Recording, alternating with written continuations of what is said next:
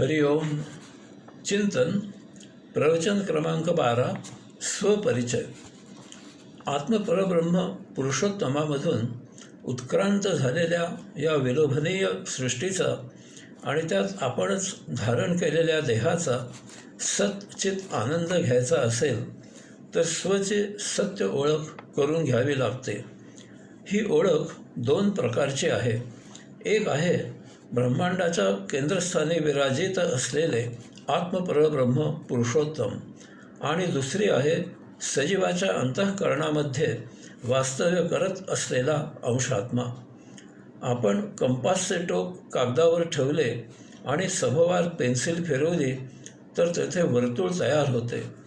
या वर्तुळाचा केंद्रबिंदू म्हणजे आपण जेथे कंपासचे टोक ठेवले होते तो आहे. या केंद्रबिंदू सभोवती त्या वर्तुळामध्ये जे आहे तो परिघाचा भाग आहे. या भागाची सीमा म्हणजे ते पेन्सिलने काढलेले वर्तुळ.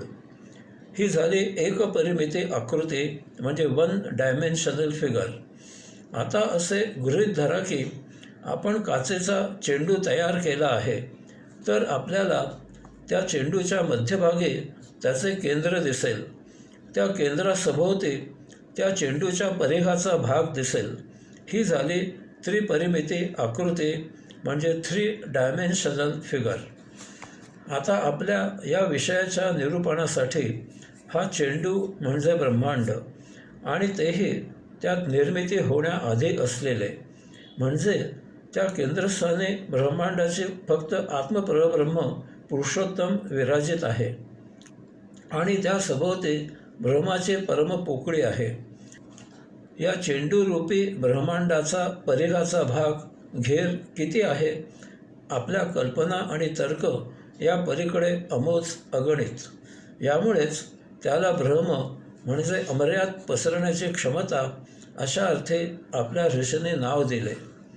ब्रह्मांडाच्या केंद्रस्थानी असलेले आत्मपरब्रह्म पुरुषोत्तम म्हणजे परमध्वनी, परमवायू, परमचैतन्य, परमप्राण, परम ऊर्जा, परमतेज, परमप्रकाश असे सर्व.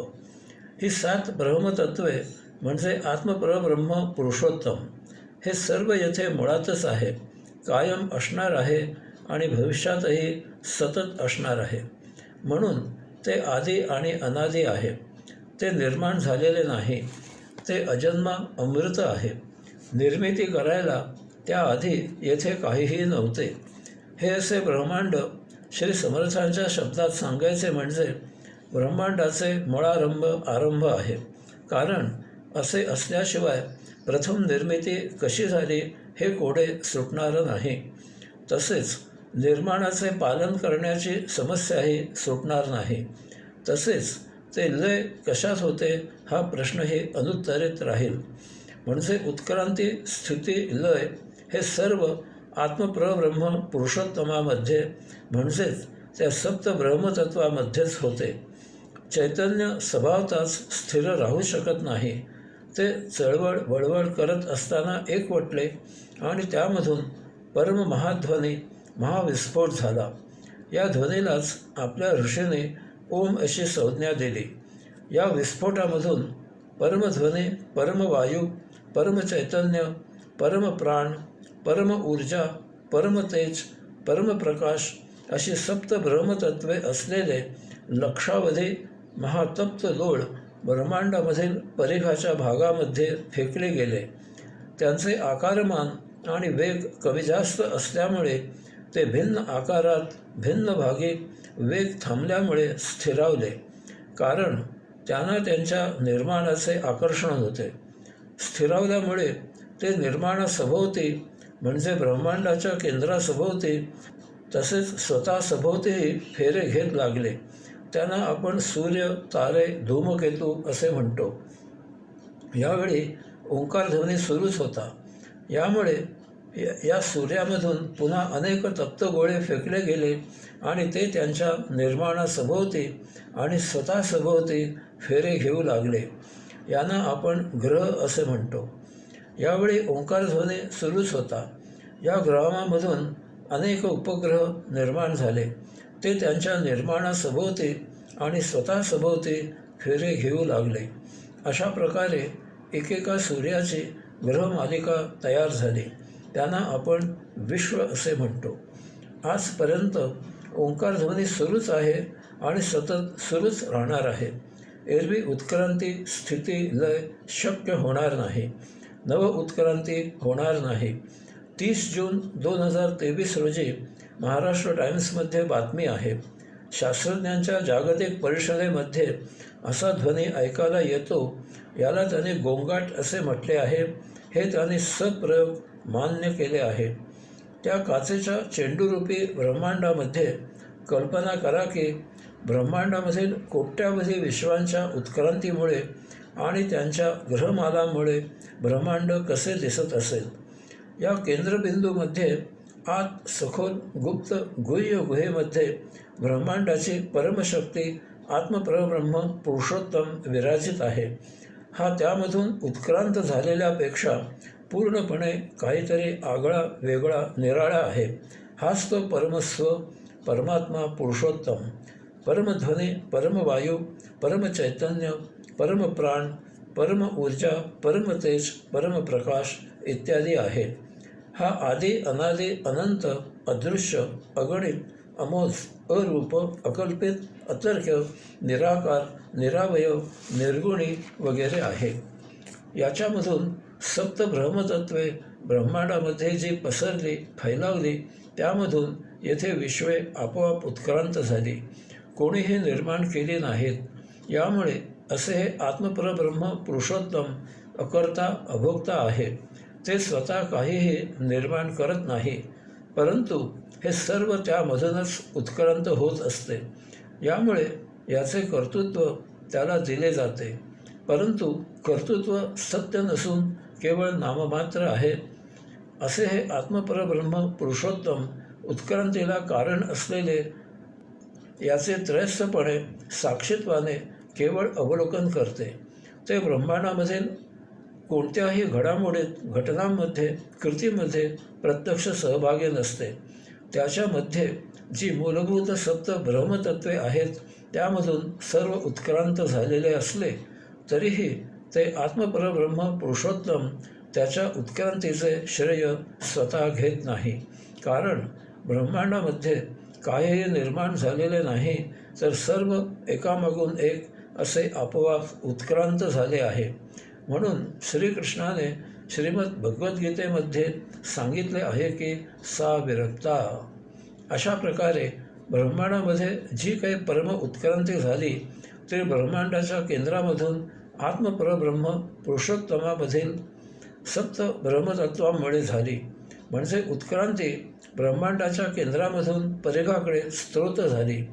पुढे सतत होत असलेल्या ओंकारामुळे पृथ्वीसारख्या काही ग्रहावर यामधूनच पंचमहातत्वे उत्क्रांत झाली. यांच्यामध्ये असे काही गुण आहेत की त्यांच्यामधून सजीवांची उत्क्रांती होणे अपरिहार्य आहे. हे कसे ते आता आपण पाहू. सप्तगोळे असलेले ग्रह ब्रह्मांडाच्या सभोवती फेरे घेत असताना स्वतः सभोवती वर्तुळाकार फेरे घेत होते. या वर्तुळाकार फेऱ्यांमुळे त्यांचा केंद्र तयार झाला. त्यामुळे त्यांच्या फेऱ्यांच्या मर्यादित कक्षामुळे त्यांचा परिघ तयार झाला. फेरे घेताना या परिघाचे अवकाशापासून तो फेरे घेत असलेला भाग अलग झाल्यामुळे आकाश तयार झाले. त्यात सप्त ब्रह्मतत्वे अडकली. हळूहळू ग्रह म्हणजे त्यावेळी असलेले तप्त गोळे थंड झाले. त्यामुळे तेजाच्या संयोगामुळे वायूपासून आप तयार झाले. आपपासून जडभाग साचून टणक पृथ्वी तयार झाली. अशा प्रकारे आपली पृथ्वी कोणी मुद्दाम तयार केलेली नाही, तर ती ब्रह्मांडामध्ये वैश्विक घडामोडीमधून उत्क्रांत झाली. अशा सर्वांचे आयोजन नियोजन स्वयंभू आहे. याचा परिणाम असा झाला की या ब्रह्मांडाच्या घडीला काही धक्का बसला, त्यात काही बदल झाला तर स्वयंभू ब्रह्मांडामधून त्याची ती विस्कटलेली घडी पुन्हा जशी होती तशी करण्याची कृती आपोआप होते. त्यासाठी कोणी काही प्रयत्न करत नाही. हे सर्व नैसर्गिकपणे होते. हे कोणी थांबवूही शकत नाही. कारण तसा कोणी प्रयत्न केला तो त्या थांबवण्याच्या यंत्रणेला जबर शिक्षा नैसर्गिकपणे आपोआप होते. या शिक्षेला भूकंप, सुनामी, पूर, ज्वालामुखी, वणवा, वादळ, ओला दुष्काळ, सुका दुष्काळ, रोगराई, महामारी इत्यादी आपण नावे दिली आहेत. आत्मपरब्रह्म पुरुषोत्तमामधील सप्त ब्रह्मतत्वे एकमेकांना संलग्न आहेत. या सर्वांचा समुच्चय म्हणजे आत्मपरब्रह्म पुरुषोत्तम. यामधील विस्फोटामधून ध्वनी, ध्वनीमधून वायू, वायूमधून चैतन्य, चैतन्यामधून प्राण, प्राणामधून ऊर्जा, ऊर्जेमधून तेज, तेजामधून प्रकाश अशी सर्व 7 मूलभूत तत्वे एकमेकात संलग्न आहेत. त्यांच्या समुच्चयाला आपण नाव दिले आहे आत्मपरब्रह्म पुरुषोत्तम. हीच ब्रह्मांडामधील सर्वोच्च, सर्वोत्तम, सर्वश्रेष्ठ, सर्वव्यापी, सर्वज्ञानी, एकमेवाद्वितीय शक्ती आहे. यापेक्षा किंवा या पलीकडे आणखी काहीही नाही. हीच सुरुवात आहे आणि हाच शेवट आहे. आत्मपरब्रह्माची ही सर्व 7ही तत्वे अदृश्य, अरूप, निराकार, निरावयव, निर्लेप, निर्भेळ आहेत. यामुळे ती भाषेच्या कक्षेत सांगणे शक्य नाही. ती केवळ अनुभूतीमधूनच जाणली जातात. त्यांचे वर्णन करणे शक्य नाही. यामुळे ती शब्दातीत अव्यक्त आहेत, मौन आहेत. आतापर्यंत आपण हे सर्व ब्रह्मांड पुराण हे असे तात्विक दृष्टीने समजून घेतले. परंतु त्या काळी आज आपण साधी कल्पनाही करू शकणार नाही इतके महा अज्ञान होते. यामुळे हे ब्रह्मतत्व असे कोरडे, शुष्क समजणे शक्य नव्हते. आणि केवळ सर्वांना समजावे म्हणून आपल्या ऋषीने या ब्रह्मांडाच्या 7ही तत्वांना देवस्वरूप मूर्त केले. अदृश्य असलेले ब्रह्मतत्व दृश्य केले. निराकार असलेले ब्रह्मतत्व आकारवान केले. अरूप असलेले ब्रह्मतत्व रूपवान केले. अमूर्त असलेले ब्रह्मतत्व मूर्त केले. निरावयव असलेले ब्रह्मतत्व अवयवधारी केले. शब्दातीत असलेले ब्रह्मतत्व शब्दबद्ध केले. या मूळ 7 तत्वांना आणखी उप तत्वे कालोखात रुजली. त्या सर्वांची मूर्तिपूजा सुरू झाली. त्यासाठी त्या काळामधील संस्कृत भाषेमधून पूजाविधी तयार केले गेले. यथाकाळी याचे विडंबन झाले. सोपस्कार फोपावले. हळूहळू मूळ हेतू कालबाह्य झाला. विधी आणि सोपस्कार यांचे अवडंबर माजले. पुरोहितांचा हा एक धंदा झाला आणि त्याला बाजारी स्वरूप आले. इतके की आता ते नियंत्रणाच्या बाहेर गेले आहे. हे असे विधी आणि सोपस्कार करणे म्हणजेच धर्म असा प्रवाद झाला. मूळ वैयक्तिक खाजगी असलेला धर्म व्याख्या बदलून सार्वजनिक झाला. यामुळे धर्माचेही विडंबन झाले. ज्ञानी मनोवेड्यांकडूनच धार्मिकतेला अंधश्रद्धा जडली. यामुळे 2 विचारांमध्ये वैमनस्य आले. जगामध्ये आजतागायत धर्मामुळे सर्वात जास्त युद्धे झाली. त्यात अगणित नरसंहार आणि वैश्विक संपत्तीचा विध्वंस झाला. आपण पुढे एका स्वतंत्र प्रवचनामध्ये धर्म म्हणजे काय ते सविस्तरपणे पाहणार आहोत. अशा प्रकारे आतापर्यंत आपण ब्रह्मांडाच्या केंद्रस्थानी विराजित असलेले आत्मपरब्रह्म पुरुषोत्तम जाणून घेतले. आता आपण स्वची जी दुसरी ओळख आहे, सजीवाच्या अंतःकरणामध्ये वास्तव्य करत असलेला अंशात्मा, ती करून घेऊ. यासाठी सोपे जावे म्हणून आपण आपले निरूपण फक्त पृथ्वीपुरतेच मर्यादित करू आणि विशेष करून प्रामुख्याने मानवाचा विचार करू. प्रवचनाच्या सुरुवातीला आपण पाहिले की वर्तुळ काढण्यासाठी कंपासाचे टोक कागदावर जेथे टेकावे तेथे त्या वर्तुळाचे केंद्र आपोआप तयार होते. तसेच ते वर्तुळ म्हणजे परीख आणि हा परीख म्हणजे त्याचे केंद्र, यामध्ये परीखाचा भाग तयार होतो. मूळ ओसाड निर्जन असलेल्या पृथ्वीच्या संपूर्ण परिघावर आत्मपरब्रह्म पुरुषोत्तमामधून ओंकार झळाणून 7 ब्रह्मतत्वे सर्वत्र पसरली, फैलावली. पाण्यामध्ये असलेल्या या 7 ब्रह्मतत्वांमध्ये चैतन्य, प्राण इत्यादींची चळवळ सुरू झाली आणि या चळवळीमुळे आत्मपरब्रह्म पुरुषोत्तमाच्या एका अंशासभोवती पंचमहातत्वांमधून एक संरक्षक कवच तयार झाले. तो आत्मपरब्रह्म पुरुषोत्तमाचा अंश त्या कवचामध्ये अडकला. या कवचालाच आता आपण देह असे म्हणतो. चैतन्य, प्राण इत्यादीमुळे त्या कवचाला एक निराळी संवेदना निर्माण झाली. तेथे जीव धरला गेला आणि त्याने पसरायला सुरुवात केली. त्यांना आता आपण मुळे असे म्हणतो. या मुळांना जीव जीवित राहावा म्हणून प्राणवायू शोषून घेण्यासाठी पाने फुटली. मुळांमधून त्या पाण्यामध्ये जे काही होते ते ग्रहण करून जीव तगला. त्याला आता आपण अन्न असे म्हणतो. अशा प्रकारे सर्वप्रथम शेवाळा सदृश देह धारण झाला. प्रथम जीव उत्क्रांत झाला. अशा प्रकारे त्या एका इवल्याशा शेवाळ सदृश देहापासून म्हणजे वनस्पती सृष्टीपासून सुरुवात होऊन विविध किडे, पशु, पक्षी, मानव येथपर्यंत 84 लक्ष प्रकारचे जीव उत्क्रांत झाले. 84 लक्ष जीव उत्क्रांत कसे झाले याची सविस्तर चर्चा डार्विनच्या सिद्धांताच्या आधाराने आतापर्यंत अनेक वेळा अनेक ठिकाणाच्या लेखांमधून प्रवचनांमधून आपण केली आहे. तो या लिखाणाचा हेतूही नाही.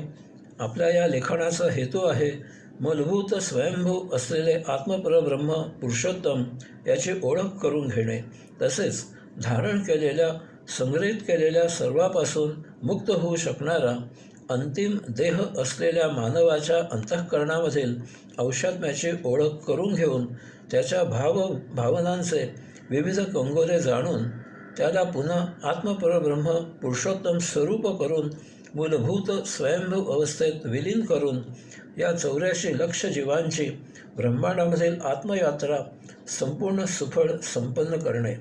यासाठी येथे एक फार मोठा मूलभूत फरक आहे, तो आपण लक्षात घ्यायचा आहे. ब्रह्मांडामधील आत्मपरब्रह्म पुरुषोत्तमामधून झालेल्या ओंकाराच्या माध्यमामधून त्याच्यामधील मूलभूत स्वयंभू असलेली सप्त ब्रह्मतत्वे ब्रह्मांडामध्ये परिघावर पसरली. तो सर्वस्वापासून निस्संग, निर्लेप, निर्भेळ, अलिप्त, विरक्त झाला. तथापि येथे ब्रह्मांडामधील जीवात्म्याने या सप्त ब्रह्मतत्वांपासून निर्माण झालेले स्वतः धारण करून घेतले, स्वतःजवळ संग्रहित केले.